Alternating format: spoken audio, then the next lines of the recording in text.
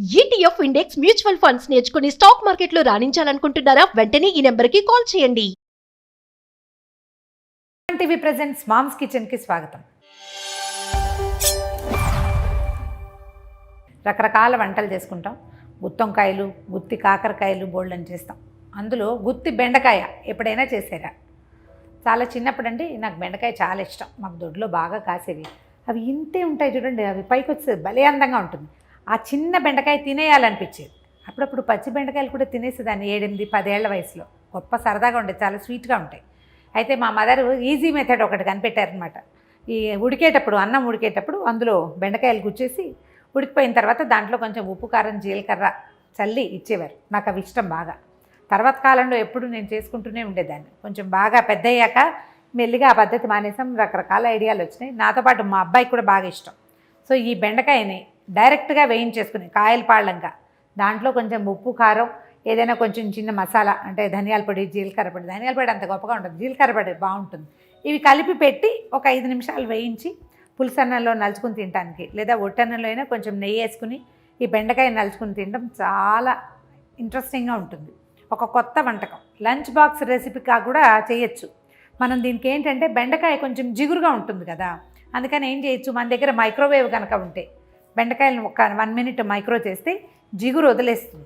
ఆ వదిలేసిన దాంట్లో మనం ఏదైనా ఉప్పు, కారం, జీలకర్ర పొడి పెట్టుకోవచ్చు, లేదా ఒక మసాలా పొడి వేసుకోవచ్చు. మనం వంకాయ పొడి కూరలో పెట్టుకుంటాం చూడండి, అలాంటి ఏ పొడైనా, ఇవి లేకపోతే కూర కారం చేసుకుంటాం అది పెట్టచ్చు. తర్వాత కరివేపాకు కారపొడి పెట్టచ్చు, నువ్వుల పొడి ఉంటే నువ్వుల పొడి కూడా పెట్టచ్చు. ఇక మన ఇష్టం అనమాట, ఏదైనా పెట్టచ్చు. జస్ట్ మళ్ళీ ఇంకొకసారి వేయించాలంతే.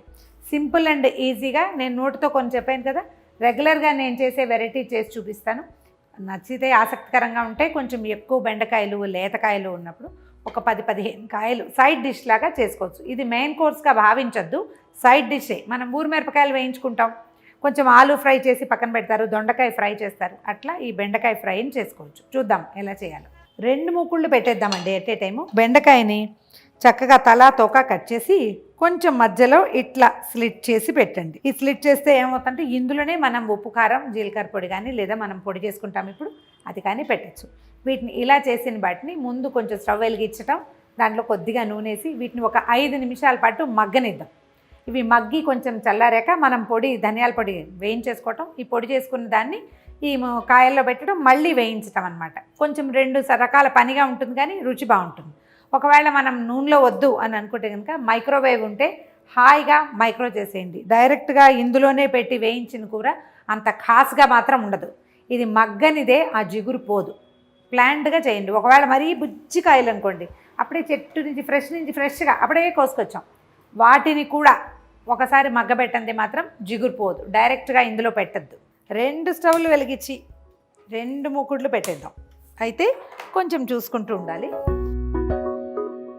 బెండకాయలన్నీ తలా తోక కట్ చేయటము, కొద్దిగా మధ్యలో ఇట్లా స్లిట్ చేసి పెట్టుకోవటం. మనం ఎన్ని బెండకాయలు వేయదలుచుకుంటే, దీనికి పెద్ద కొలత ఏమి ఉండదండి, అందాజుగా చేయవలసిందే వ్యవహారం.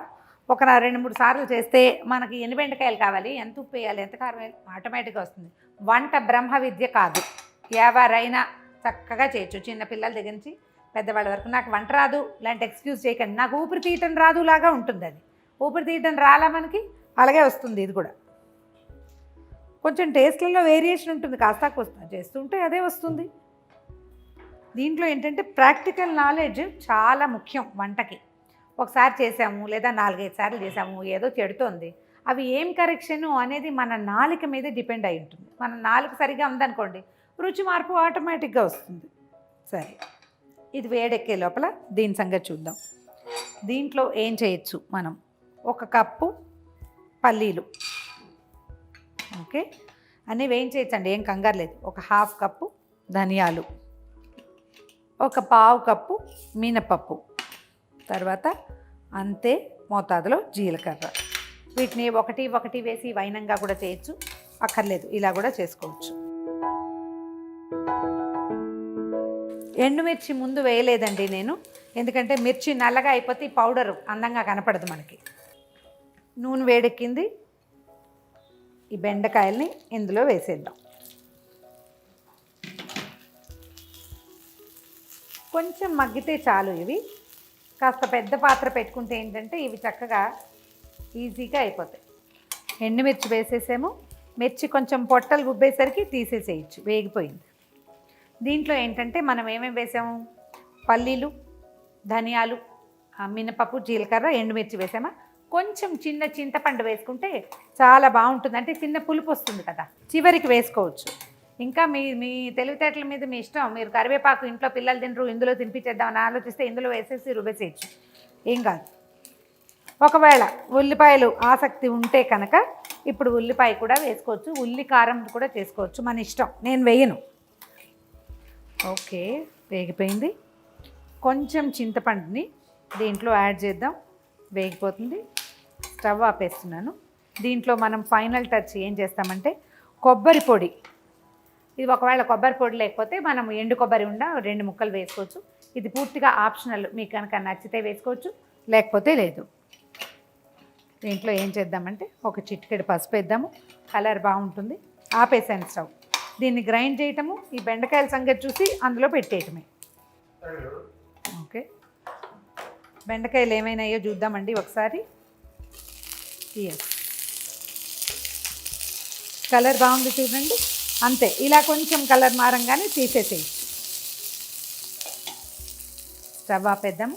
మనం ఆ పొడి గ్రైండ్ చేసి అందులో ఉప్పు కలిపి రెడీ చేసుకునేసరికి ఇవి చల్లారిపోతాయి. అప్పుడు ఏం చేయొచ్చు, ఈ కాయల్లో ఆ ముద్దను పెట్టేస్తాం. మనం వేయించిన పల్లీలు, ధనియాలు మిశ్రమం పొడి చేసేసాము. దీంట్లో దీనికి సరిపడా ఉప్పు వేసుకున్నాం. ఇప్పుడు ఈ పొడిని ఇక మన క్రియేటివిటీకి అంతం లేదనమాట, దేంట్లోనే చేసుకోవచ్చు. బెండకాయల్లో పెట్టుకోవచ్చు, కాకరకాయలో పెట్టుకోవచ్చు, వంకాయలో వేసుకోవచ్చు, బీరకాయలో వేసుకోవచ్చు, దొండకాయ మీద వేసుకోవచ్చు, మన ఇష్టం. దేంట్లో కావాలంటే దాంట్లో. అయితే ఇవాళ మన దగ్గర బెండకాయలు ఉన్నాయి, ఆల్రెడీ వీటిని మగ్గబెట్టాం కదా. ఏం చేద్దామంటే మనకి ఈ కాయలకు సరిపడా పొడి తీసుకుందాము. కొంచెం నీళ్ళు పోసి కొద్దిగా చిన్న పేస్ట్ లాగా చేద్దాం. దీన్ని పొడి ఉంచుకుందాం, పైన చల్లుకోవచ్చు. ఎందుకంటే ఈ బెండకాయలకి హోల్డ్ ఎక్కువ ఉండదు, అంటే కాయ సన్నగా ఉంటుంది కదా, పైగా అందులో గింజల పరిమాణం కూడా ఎక్కువగానే ఉంటుంది. అందుకని ఏం చేద్దామంటే ఈ ముద్ద అందులో నుంచి బయట పడిపోకుండా కొద్దిగా అంతా నీళ్ళు పోద్దాం, కాసిని. ఇవి పచ్చి చింతపండు నీళ్లు వేసుకునే పద్ధతి కూడా కొన్ని చోట్ల కనపడుతుందండి. మనం చింతపండుని ముందే వేయించేసాం కదా, అందుకని జస్ట్ కాయల్లో సరిపడా పెట్టుకుందాం. కాయలు చల్లారిపోయినాయి, ఇది చూడండి చక్కగా వేగిపోయిన మొహం కనిపిస్తుంది. వీటిలల్లో ఫిల్ చేసేద్దాం. ఫిల్ చేసి మూకుడు వేడిగా లేదు, మూకుడులో వరుసగా పేర్చేద్దాం. పెట్టేటప్పుడు జాగ్రత్తగా ఏంటంటే ఆ పొడిని పైకి ఉంచుకోవాలన్నమాట. ఒకవేళ ఈ పొడి కాదు, నేను ఉప్పు కారమే పెడతాను, ఇవన్నీ వేయించలేను, చేయలేను ఇవాళ అనుకుంటే ఈజీ మెథడ్, సింపుల్, నేను చేసే రెసిపీ చెప్తాను. అది కూడా చెప్పేస్తున్నా, చేసి చూపించడానికి పెద్ద విషయం ఏమి ఉండదు. కాబట్టి ఏం చేయొచ్చు అంటే ఉప్పు, కారము, జీలకర్ర పొడి, తర్వాత ఒక 1/2 స్పూను శనగపిండి, వీటిని చక్కగా కలిపేసేయటము. అందులో ఏం చేయాలంటే ఇలాగే కాసిన నీళ్లు పోసి ఆ మిశ్రమాన్ని కాయల్లో పెట్టేయాలి. ఒకవేళ పులుపు కావాలి, మనకు కొంచెం పుల్లగా ఉంటే ఇష్టమైతే ఇంట్లో ఆమ్చూరు ఉంటే చూడండి. ఆమ్చూరు మన వైపు కొంచెం తక్కువ వాడుకుంటాం మనం, నార్త్ ఇండియన్ డిషెస్లో బాగా కనిపిస్తుంది. కానీ మనం ఏం చేయొచ్చు అంటే ఇలాంటి వంటకాల్లో మామిడికాయ పొడి, ఆమ్చూరు అంటే ఇంకేం పెద్ద విశేషం ఏమీ లేదు, చాలా సింపుల్ థింగ్. పచ్చి మామిడికాయ పొడి అది పెట్టుకోవచ్చు, చిన్న పులుపు వస్తుంది, మంచి టేస్టీగా ఉంటుంది. కాయలన్నీ పెట్టేద్దాం. మన బెండకాయలు మొత్తంలో మసాలా ఎక్కేసింది. ఇప్పుడు ఏం చేస్తాము, స్టవ్ వెలిగించేద్దాం. కొంచెం సిమ్లో ఉంచి వీటిని తాపీగా 1 స్పూన్ నూనె, చాలా నూనె వేయక్కర్లేదు, ఎందుకంటే మనం ఏం చేసాం, ముందే వీటిని వేయించాము. తర్వాత ఏమో ఈ లోపల ఒక తడి ఉంది కదా, అలాగా ఇది పెద్ద పాత్ర పెట్టుకోవడం కూడా, ఎందుకంటే మనం వీటిని తిరగేయకూడదు, జస్ట్ కదపాలి అంతే. ఆ కదపాలంటే ఇలాగా, అందుకోసమని ఎక్కువ పెద్దది పెట్టుకున్నాము. కొంచెం హైలో ఉంచండి ఒక 2 మినిట్స్ పాటు. మనం ఎందుకంటే ప్యాన్ వేడకాలి, చల్లారిన ప్యాన్లో కదా పెట్టాము. 2 మినిట్స్ తర్వాత సిమ్లో పెట్టండి. అకేషనల్గా అప్పుడప్పుడు కొంచెం ఇలా కదుపుతూ వేయించేసుకోవటమే, తిరగబడకుండా మాత్రం చూసుకుంటే. ఆ వైపు కాలిపోయాక అప్పటికేమవుతుందంటే లోపల ఉన్న మసాలా పూర్తిగా బెండకాయకి అతుక్కుంటుంది, అప్పుడు మనం రెండో పక్కకి తిప్పేసేయచ్చు. ఓవరాల్గా దీనికి మనం వేసిన నూనె ఎంత, షాలో ఫ్రైకి ఒక 2-3 స్పూన్లతోటి అయిపోతుంది. అదే బెండకాయ ఫ్రై అయితే బాగా వేయాలి కదా, దీనికి అంత అవసరం ఉండదు. మైక్రో చేసే అవకాశం ఉంటే బెండకాయల్ని చక్కగా మైక్రో చేయండి, చాలా బాగా వస్తాయి. మనం వేయించేటప్పుడు కూడా, వేపుడు కూడా బెండకాయ ముక్కలు తరిగేసేయటం, కొంచెం వెడల్పాటి ప్యాన్లో పెట్టేసి వాటిని మైక్రో చేస్తే 2 మినిట్స్ పాటు ఆ జిగురు జిడ్డు అంతా పోతుంది. 2 నిమిషాలు బయట పెట్టేయటం, తర్వాత వెయిట్ చేసుకోవటం. అంటే ఇది రాత్రిపూట తరిగి పెట్టుకునే బంగారు తల్లులు ఉంటారు చూడండి, వాళ్ళకి కాదు. నాకు మళ్ళీ అప్పటికప్పుడు వంట చేసేసే వాళ్ళు ఉంటారు, వాళ్ళ కోసం అనమాట. వేగటం మొదలుపెట్టినాయి, వీటిని తాపీగా వేగనిద్దాము. 2 మినిట్స్కి ఒక్కసారి అలాగ కదిపితే సరిపోతుంది. ఓకే, మన బెండకాయలు వేగిపోయినాయండి, ఈజీగా కదులుతున్నాయి చూడండి మూకుడులో. అక్కడక్కడ మనం వేసిన పొడి కూడా కొంచెం వదిలిపెట్టింది, బెండ వేగిపోయింది. వేగిన మంచి వాసన వస్తుంది. దీనికి ఫైనల్ టచ్ ఏం చేయొచ్చు అంటే అన్నంలో కలుపుకుంటే మనకు కొంచెం చుట్టూతా పదార్థం కనపడాలి. బెండకాయ పై పార్ట్ కొంచెం చప్పగా ఉంటుంది, అందుకని దీనికి ఏం చేస్తామంటే కొంచెం పైన కొద్దిగా ఒక చిటికెడు ఉప్పు చల్లుకుందాం. తర్వాత ఒక చిటికెడు కారం కూడా, ఎక్కువ వద్దు, కొంచెం వేయండి. ఒకవేళ మీ పిల్లలు చిన్నపిల్లలు అయితే కారం వేయబోకండి, ఒట్టి ఉప్పు వేసేయండి, బాగుంటుంది.